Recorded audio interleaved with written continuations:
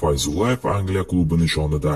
O'zbekiston milliy terma jamoasining jahon chempionatiga yo'llanma olgani, Eldor Shomurodovning Italiyada, Abduqodir Husanovning avval Fransiyada va keyin Angliyada yaxshi o'ynayotgani ortidan o'zbek futbolchilariga Yevropa klublaridan e'tibor qaratilishiga xizmat qilishi shubhasiz. 2026-yilgi jahon chempionati yo'llanmalari uchun o'tkazilgan mintaqaviy saralash turniri qahramonlaridan Abbosbek Fayzullayevning Yevropaning top ligalariga ketishi masalasi juda ko'p muhokama qilinayotgan mavzulardan. Aslida bu masala hujumkor futbolchining 2023-yil avgust oyida Paxtakordan CSKAga ko'chib o'tib, Rossiya Premyer Ligasida yorqin o'yin namoyish qilganidan beri har transfer mavsumida ko'tariladi. Hozirga qadar o'zbek futbolchisiga Bavariya, Parma, Genoa, Monaco, Villarreal, Real Sociedad kabi klublardan qiziqish bo'lgani haqida ma'lumotlar tarqatilgan edi.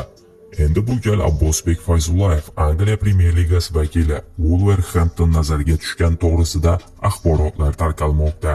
Yanada aniqroq aytadigan bo'lsak, Wolverhampton jamoasi bosh murabbiyi Vitor Pereiraning yangi mavsum uchun o'z qo'li bilan yozib bergan transfer nishonlari ko'rsatilgan varaq internet va ijtimoiy tarmoqlarda tarqalib ketgan.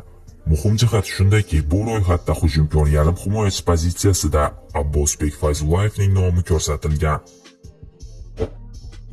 Bugungi dasturimiz shundan iborat edi. Video sizga ma'qul kelgan bo'lsa, bir dona like bosishingizni va o'z fikringizni kommentariyada yozib qoldirishingizni so'rab qolamiz. E'tiboringiz uchun katta rahmat.